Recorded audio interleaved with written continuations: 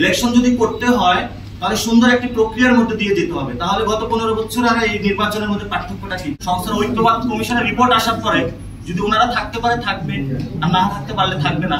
আমরা নতুন বাংলাদেশে এই ধরনের কোনো ইঞ্জিনিয়ারিং আর দেখতে চাই না। সেই বিষয়ে তারা কাজ শুরু করার জন্য করতে পারে, কিন্তু রোড ম্যাপ বা সরকার থেকে কোনো দিক নির্দেশনা আসার আগেই যখন তারা নিজেদের থেকে কোনো কথা বলে থাকেন, সেটা নিয়ে আমরা একটু সন্দেহ পোষণ করি।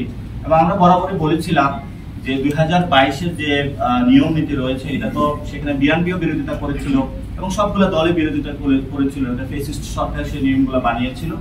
সেই নিয়মের অধীনে যাতে এই ইলেকশনটা না হয়ে সংস্কার প্রক্রিয়ার মধ্য দিয়ে নতুন বাংলাদেশ নির্বাচন হয়, সে বিষয়ে আমরা তাদেরকে কথা বলেছি।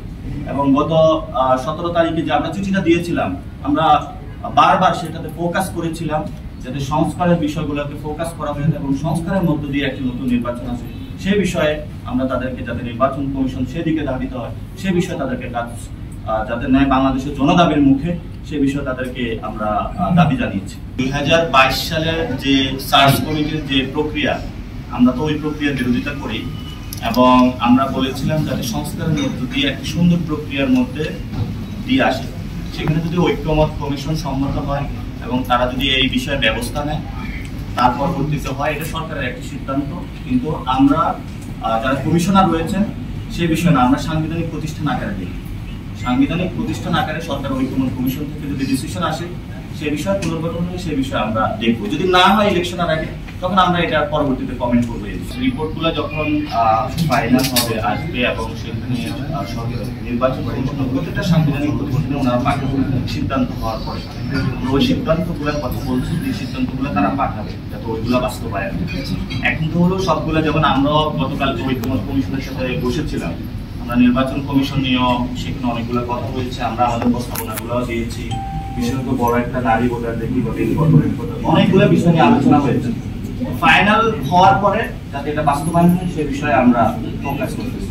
আমরা তো চাই যে গত 15 বছরে যে মানুষগুলো গুম খুন হয়েছিল, তারা একটা সুন্দর একটি ডেমোক্রেটিক প্রক্রিয়ার মধ্যে যেতে চায়। ডেমোক্রেটিক প্রক্রিয়ার মধ্যে দিয়ে যাওয়ার জন্য ইলেকশন রিফর্ম, যে ইলেকটোরাল বডিগুলো, সেগুলো তো অতীব জরুরি। এবং এই যে বর্তমানে যে প্রক্রিয়াটা আছে, এই প্রক্রিয়াটা আমরা মনে করি সংস্কার কমিশনের, ঐক্যমত কমিশনের যে রিপোর্টটা আসবে, সেটা আসার পরে সিদ্ধান্তগুলো হওয়ার পরে ওইটা অনুযায়ী যদি নির্বাচন কমিশন পরিচালিত হয়, আমরা আশা করি বাংলাদেশে একটি সুন্দর ইলেকশন হবে।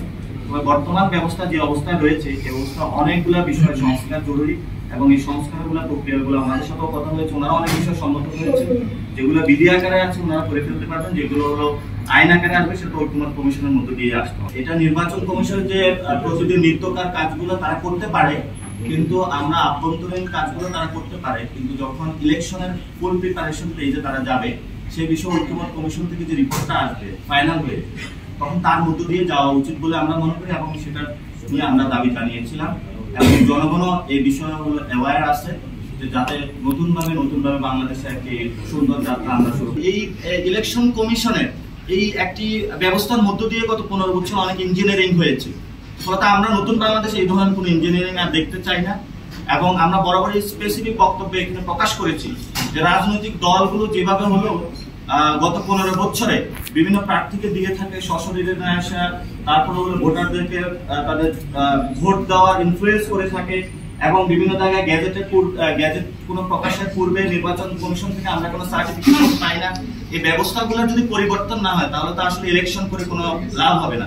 ইলেকশন যদি করতে হয় তাহলে সুন্দর একটি প্রক্রিয়ার মধ্যে দিয়ে যেতে হবে। তাহলে গত 15 বছর আর এই নির্বাচনের মধ্যে পার্থক্যটা কি থাকে? আমরা সেই বিষয়গুলো যাতে নতুন একটি সুন্দর সিস্টেম আসে সে বিষয়ে কথা বলেছি এবং ওনারা সম্মত হয়েছেন, বিবেচনায় রেখেছেন।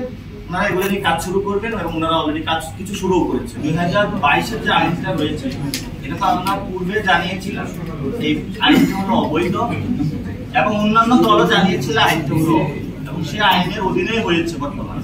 আমরা তো ওই আইনের বিরোধিতা করি, কিন্তু এখন যারা আছেন আমরা মনে করি তাদেরকে একটা সংস্কার প্রক্রিয়ার মধ্যে নিতে হবে। সংস্কার ঐক্যবাদ কমিশনের রিপোর্ট আসার পরে যদি ওনারা থাকতে পারে থাকবে, আর না থাকতে পারলে থাকবে না।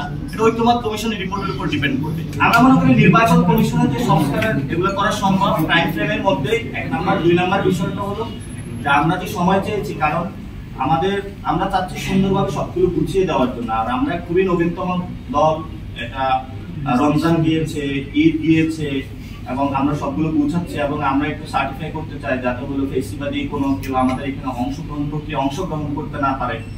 অনেকেই চিন্তা করছে যে নতুন দল তাদের মধ্যে যদি আমাদের পিঠটা বাঁচাতে পারি, আমরা সেই সুযোগ সন্ধানী যারা রয়েছে যাতে তারা অংশগ্রহণ করতে না পারে আমাদের দল গঠন প্রক্রিয়ায়। এবং যে অফিসগুলো নিয়ে নেওয়ার বিষয় রয়েছে, যেহেতু জনগণের ক্রাউড ফান্ডিং এর মধ্যে আমাদের দলটা চলে থাকে, জনগণের কাছে একটু যাওয়া, সকলের সাথে অংশগ্রহণ, এটার মধ্য দিয়ে আমরা একটা সুন্দর প্রক্রিয়া, যেটার জন্য আমাদের একটু সময় প্রয়োজন। খবরের কাগজ, নিখাদ, নির্ভীক, নিরপেক্ষ।